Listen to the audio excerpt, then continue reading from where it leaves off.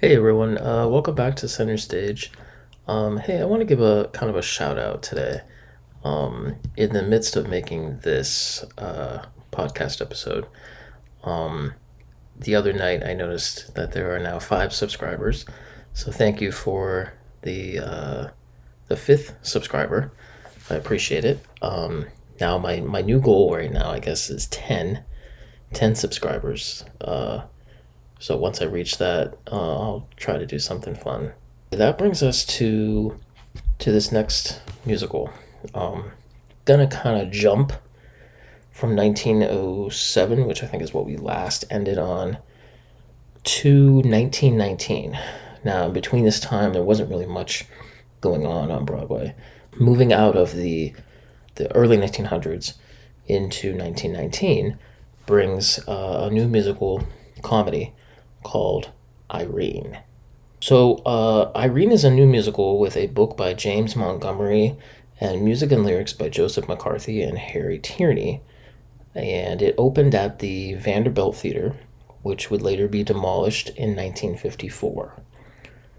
The musical is set in New York City's Upper West Side and focuses on immigrant shop assistant Irene O'Dare when she is hired by one of Long Island's grand dames to help redecorate her home. The production lasted for 675 performances, which at that time actually set the record as the longest running musical on Broadway, which it maintained for nearly 2 decades. The cast comprised of Edith Day, who is best known in the West End for 1928's Showboat, Eva Puck, who is a vaudeville headliner who would later find success performing in musical comedies on Broadway, and Bobby Watson, who is better known for playing Hitler in 1943's The Nazi Nuisance. 4 years later, Irene the Musical would enjoy a Broadway revival at Jolson's 59th Street Theater.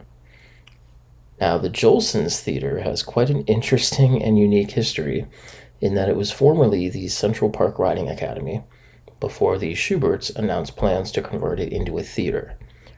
In 1931, the theater was sold off and leased as a film house, then renamed 5 more times before becoming the New Century Theater in 1944.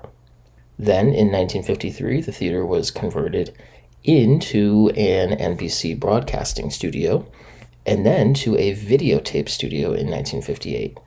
Today, the 200 Central Park South apartment building sits on the site of the original theater, as it was demolished in 1962.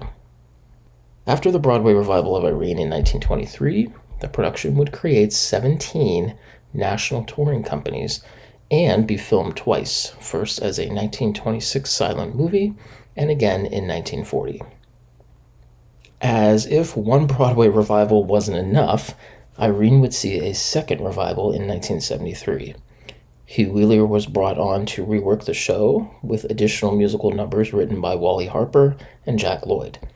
With the successful revival of Annie Get Your Gun in Los Angeles, the ruthless Gower champion was also brought on as director. In order to get the press's attention, the producers decided to bring the work in progress to Washington, D.C., where it was seen by President Nixon and his family. After the Nixons declared that Irene the Musical was a hit, the show made headlines and advanced ticket sales in New York City. The revival opened on March 13th of 1973 as the first production inside the newly built Minskoff Theater, which today currently houses The Lion King. The production ran for 594 performances, where it not only set new box office records, but it also starred Debbie Reynolds in her Broadway debut alongside her daughter, Carrie Fisher. After the show announced its closing on September 8th, 1974, Debbie took the show on a national tour, playing for 5 months and setting new box office records. With the success of the 1973 revival of Irene, this led to an Australian production that same year, and then another 1976 revival at the Adelphi Theatre in London, running for a total of 974 performances. Hey guys, thanks for tuning in to today's video. If you enjoyed this, please comment on what you liked or disliked. I'd love to hear from you. And if you want to see other videos like this, make sure you hit that like button and subscribe. And until next time, that's a wrap.